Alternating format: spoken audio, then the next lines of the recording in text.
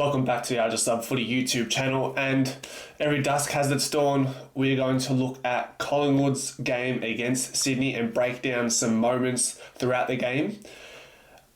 Moving into this, obviously we know that Collingwood didn't move the ball well. The inside 50 retention was poor, tackling pressure wasn't present. So these are some of the things we'll touch on. And no need to panic just yet, Pies fans. I know we're 0-2, but it's very early in the season, and there's a lot of work that the team can take out of these analysis when they do their own video reviews. So plenty to work through.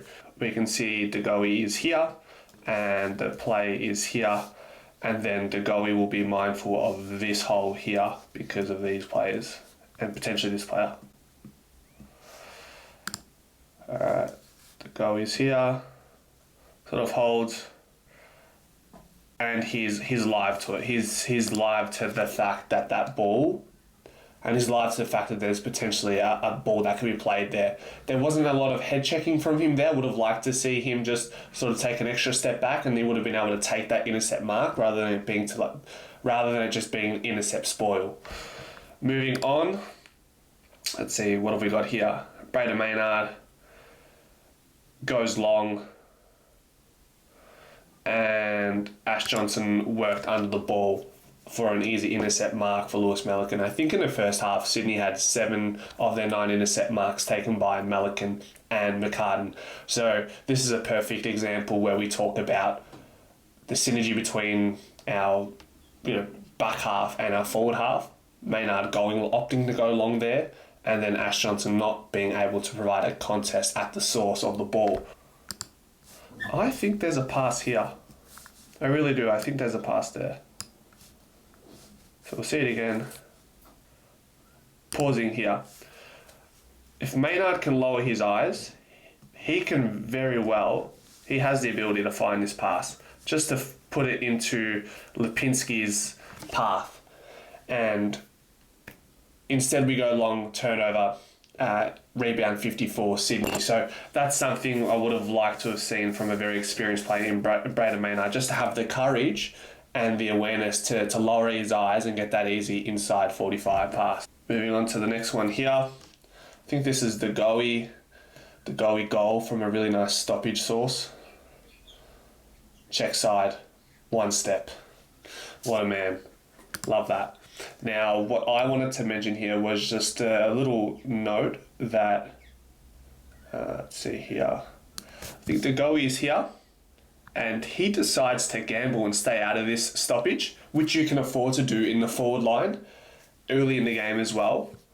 So he sort of just steers out this way, and his opposition goes into the play, and that's him there. And De Goey goals. So in that situation, De Goey stays out, his opposition goes in at the ball, and De Goey risks it to get the biscuit and stays out there and gets that easy goal. What have we got here? Pumped in. And then this is pretty much Charlie Dean not being able to get a jump at the ball, or not going up at all really, and not having an impact and impeding Joel Amadi's run at the ball, which set the precedent very early for the Sydney tall forwards. They took 19 marks inside 50, which is absolutely elite. And these are the moments that we need to quell to ensure that this doesn't happen again. So we'll watch it live. We can see Amadi is tight with Dean there, and it just doesn't ever go up. And Darcy's already occupied by Hayden McLean. Charlie's got to follow through and take anyone with him that he has to ensure that he has an impact on that play. What have we got here? Outside pass. I think I wanted to show some of the fine work that Quaynor was able to do on a key tall player being a small to medium-sized defender. So that was really impressive, and I just wanted to give him some credit and his flowers for this situation. Just works him under the ball. You could argue the free kick, but I think the timing of that spacing was perfect, and that's why the umpire ultimately didn't pay that free kick. So well done on Izzy there. Finds an inside 45 pass as well, by the way. Scott Pendlebury fails to stick to tackle. Isaac Quaynor, no tackle. Yeah.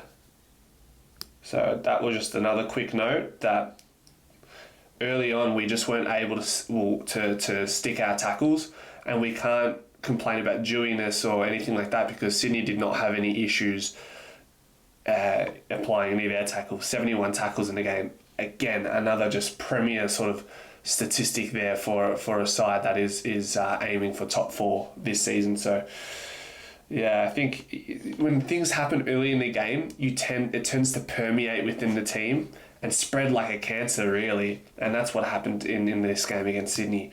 So Pendle's not able to stick the tackle, didn't get the hands covered, and then Quaynor can't get the tackle there either.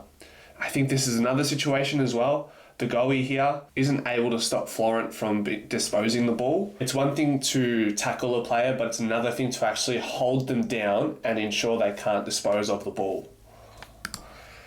Quaynor gets stepped again, doesn't make an effect on the play. Paddy Lipinski goes in really tough there, and then Charlie Dean unfortunately undoes Paddy Lipinski's hard work, and just goes to show how quickly the ball can go back the other way if you're not clean through the middle. A lot to unpack in this play here, and then goal. Okay, so with this one, let's go all the way back here. Okay, so the goalie here not able to stop Florent from disposing the ball. Warner steps 2 players. Dacos does some decent work. Lipinski hard at it. Finds Dean. Good pick up from Dean. And then this hand pass just a little bit off. And then knocking it forward. Braden Maynard makes the decision to go forward. Darcy does well here. We're seeing a lot of this from our Collingwood players recently. This is a left foot kick if you have the ability on your left side. This shouldn't be an inside out kick. Only Nick Dacos and Josh Dacos have the licenses to do so. But Ollie Markov, who is not known for his expertise with the ball and his kicking efficiencies, this needs to be either a left foot kick. Well, it has to be a left foot kick, really. There's no other way around that. Or maybe in this situation, he can wheel back around, and there's that player on the wing that he can hit later down the track. Or maybe Darcy, although being the ruckman, you probably don't want to give him the ball, he could run off these 2 players and get the hands off Markov as he turns around. So there, instead he goes for a hard option with his left foot. Like I said, Markov, had he turned, he had Hoskin Elliott there. So there's an option there. Not to be, and then they score from there. So a calamity of mistakes there that we can work on and amend. Just to keep an eye on here is Crisp and McInerney. They're obviously direct opponents in this situation, albeit not being super close to each other. Free kick.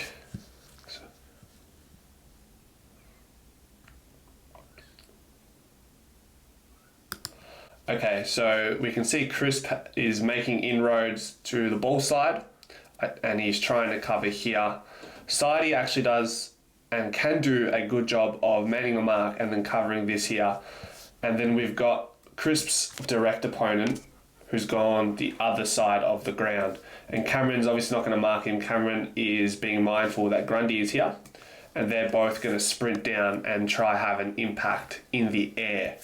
So I would have liked Crisp to identify his man much earlier than now, because he doesn't end up going with him at all.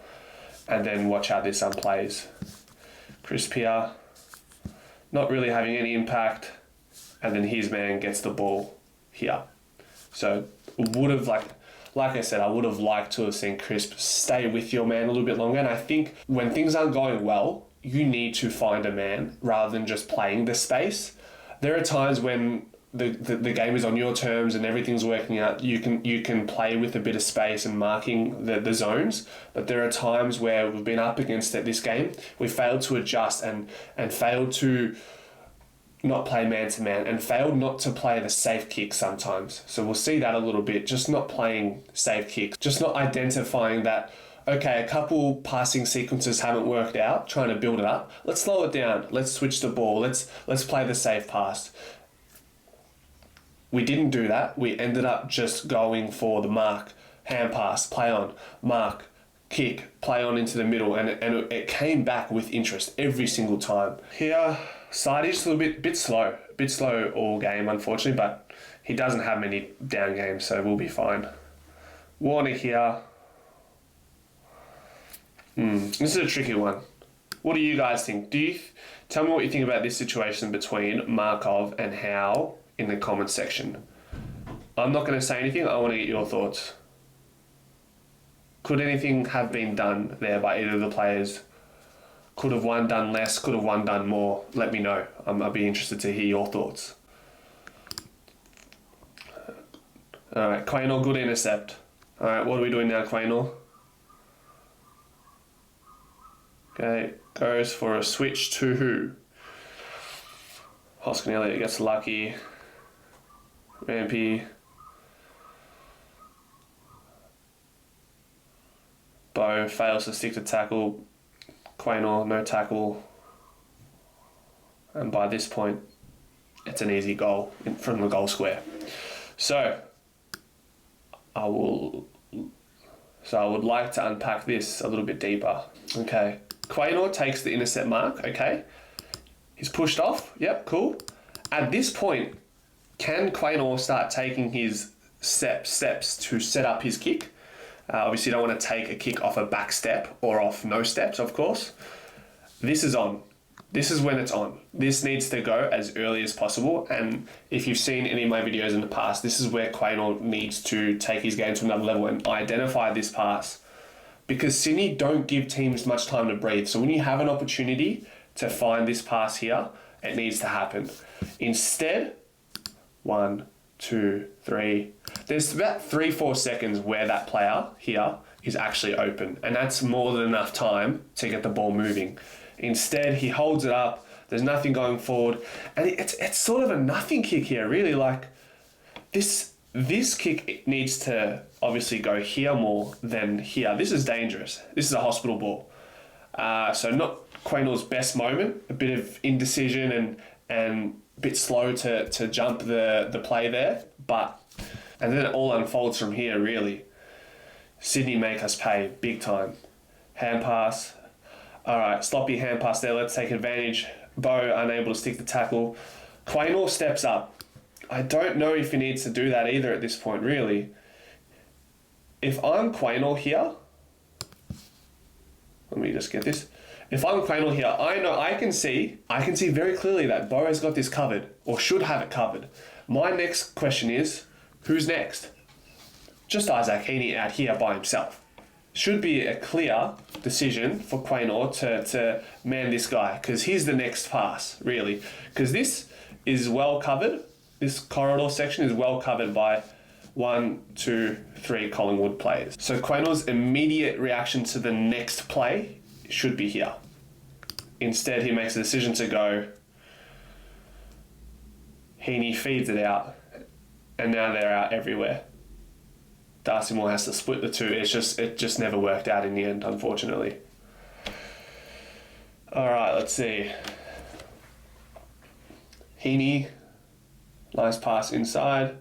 Thumble, Lockie Schultz, can't hold the tackle. Heaney just blows by Hoskin Elliott. Jeremy Howe. So let's watch this back. Heaney goes. A bit fumbly there. Goulden cleans it up. Heaney follows up. Blows by Hoskin Elliott. And then Warner takes a mark on Jeremy Howe. So, unpacking this. Jeremy Howe's got front position, so he has every right to go for this ball and is in a great position to do so. And Quaynor has seen, he's made eye contact, that Jeremy Howe is in prime position to take this. So Quaynor actually stays down and makes a good decision and sort of puts a block on McLean, I believe, to cover Jeremy Howe while he's in the air. In the end, he kind of misjudges it, kind of decides not to go up for it, hoping maybe Quaynor is trying to make an impact, and then nothing comes about of it and ends up being a goal for Sydney. I think again just wanted to give compliments to Bo here for double effort on the ball, and then Jordan Go comes in like a wrecking ball wills himself onto it, a nice turn and snap by Lockie Schultz. So I just wanted to mention the goal. He just went in there running hot and made an impact on that contest. Ash Johnson ineffective. Rampy. Charlie Dean. So I want to mention this one because it's been a trend over the last couple of weeks for Charlie Dean, and I know he's still working his way into the AFL, but this is when Collingwood are in a time-sensitive situation as far as needing to win games as quickly as possible. These are the moments that cost you goals in the game. So we see Charlie Dean here. He's got body on McLean, and he's close to Amadi, so Amadi feels that pressure. But he ends up just falling, and there will be a couple of more moments where Charlie Dean's involved, and he just slips and loses his feet. I don't think it has anything to do with the ground. From my experience, being when I played at Melbourne City, I was a goalkeeper for the reserves team. I will notice myself and people losing their feet when you are under the pump and you're lacking confidence and there's no composure. Usually the best players, and whether it be footy or soccer, their ability to keep their feet and have an impact on their play and not lose their balance is actually a lot more mental than physical than you would actually think. So that's something I want you guys to consider. I think this is Ash Johnson. So just throughout this game, Ash Johnson has many opportunities to impact the play.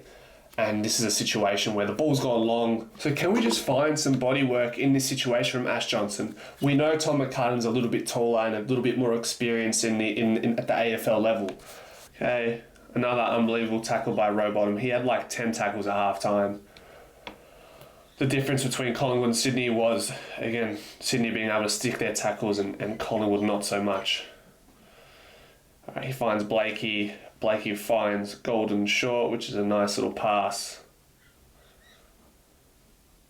So a few moments in this play here that I like to address after this.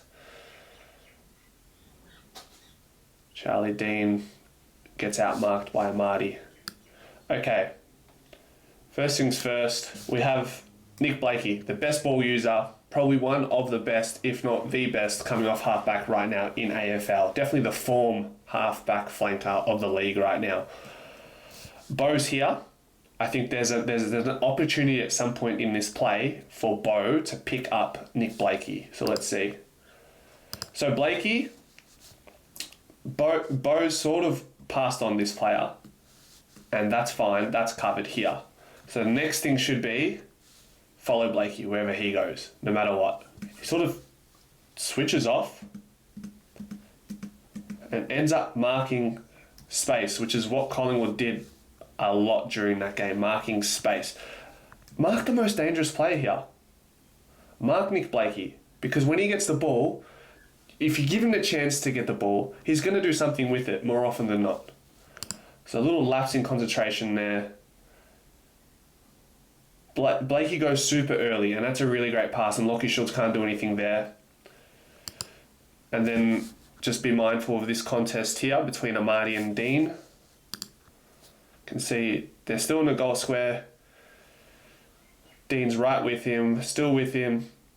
Just doesn't jump. I don't know what that tells me there is Dean didn't have the rhythm in that lead up to the marking contest. He sort of lost his feet again, really. Without losing his feet, his steps leading up to the ball weren't composed enough for him to have a running jump at the ball. And Amadi was able to do what Dean didn't. And really, it was almost an uncontested mark because Dean didn't jump with him. It's certainly something Charlie Dean will need to work on moving forward, and I'm sure he will go to town on that in training and whether it be in the VFL or the AFL over the next few weeks. McInerney steps 2 players in midfield, goes in. I know it's great step work and agility by McInerney to sell going one way and then going the other, but it seemed like to be a trend that just occurred again and again in this game. Sells the goalie, overcommits. Jack Crisp gets blown by too easily. So sticking tackles, laying the tackles. One of Ash Johnson's opportunities here. Big moment in the game. Need him to score for his own confidence, to get the energy up in their team. Let's go. Come on, AJ. Shanks it. But I do like here, Degoe goes, Ash, good. I don't mind that. I really do like that about Collingwood's mantra. If somebody makes a mistake, somebody around you, one of the lads, is going to quickly get around you, let you know, hey, move on, it's fine. You know, we all make mistakes, and I love that from Degoe. Very mature act by Degoe. These little things, they go a long way during the course of a season. When things aren't going right, if you know that your lads are going to back you through thick and thin, that goes a long way. Okay, Pendle's here, long kick. Elliott spoils. Lipinski, good pass. Lockie Schultz. Okay. Regarding Ash Johnson here, I feel like I just need Ash Johnson to work some body a little bit earlier here to throw his defender off. Can AJ bump this player, get him off balance, and then usually when you bounce off a player, you're going to almost like reverberate off them, so you get some momentum going back that way once you bump off your player. And then he has an opportunity to take an uncontested mark in the goal square. Instead, he sort of just lets the ball come to them both, and lets Rampy, a perennial elite defender. I'm sure the forward department will have a look at this with AJ and look to improve these situations. Just a bit of IQ.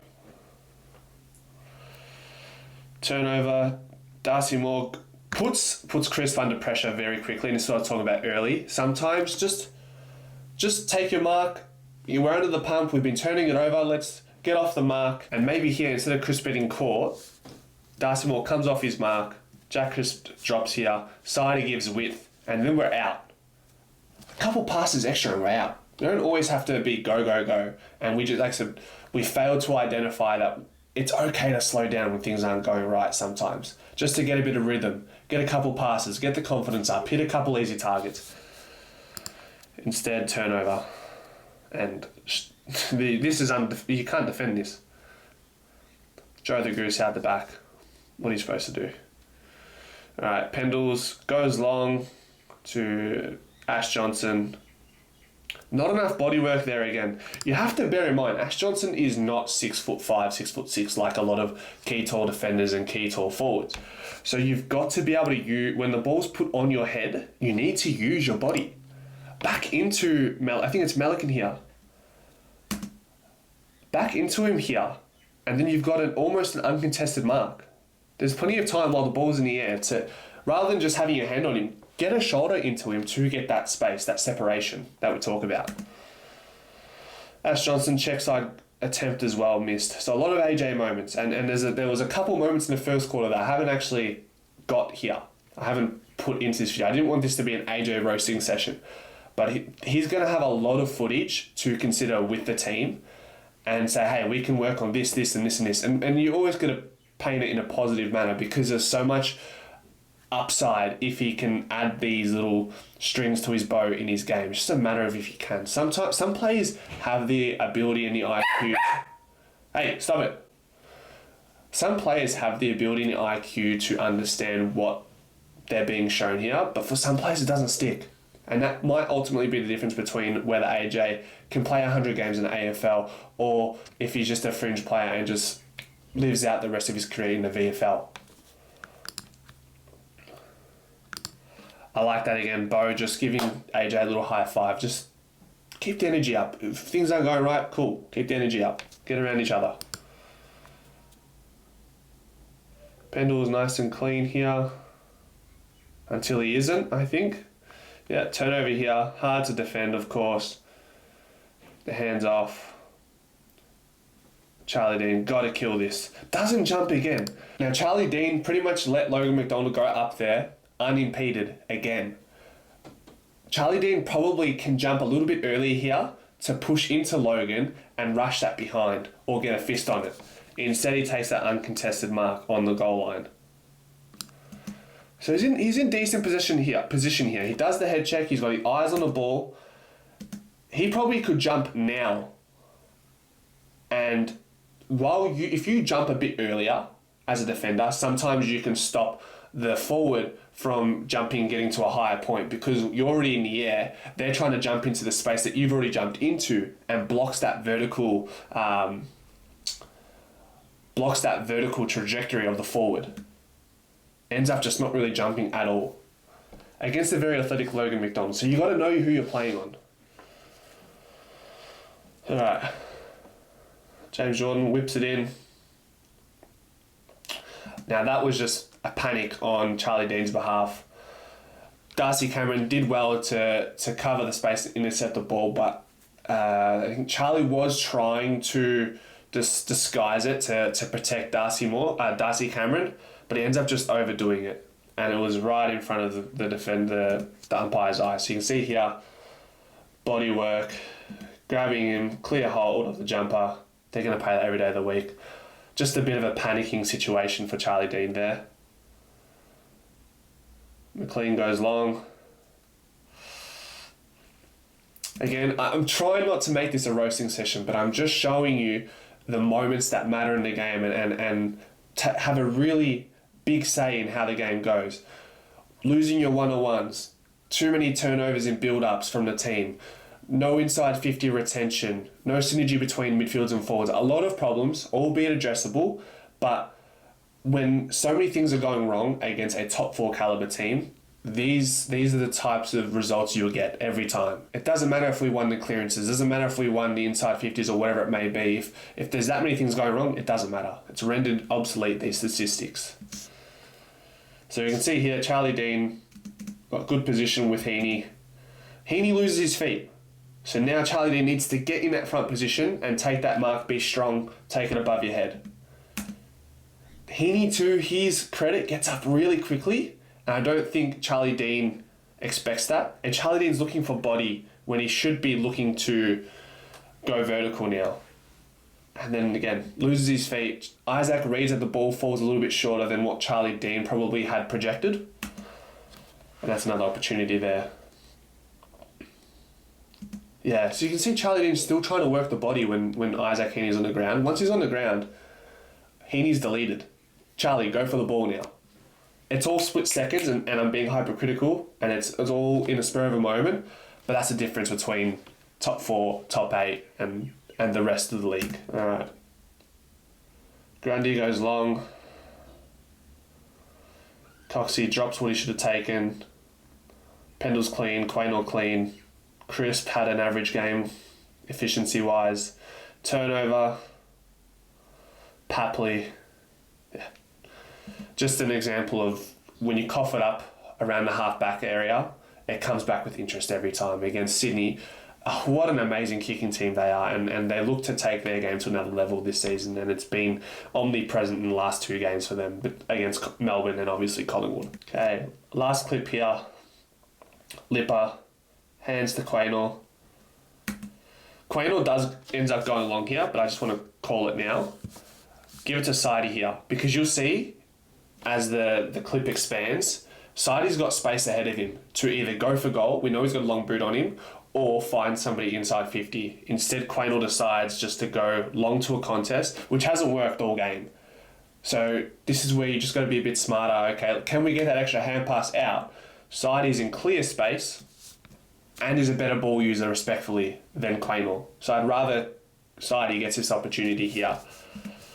Quaynor goes long, and Robert kills the ball very well. Alright, now this is the last clip. This is Finlay McRae. Just watch his effort and desire to win the ball here. Tackle, smothers the ball, gets Goulden to get Wicks, incorrect disposal. That's what we were missing all game, and that's why we need Finlay McRae in the starting team next week. Now, plenty of working points, as I've mentioned throughout this game. The benefit of being 0-2 is knowing that the season is early and we get to work on some really lacking points in our game very early in this season. And that's pretty much it. If you guys enjoyed the video, please leave a comment, share me your thoughts.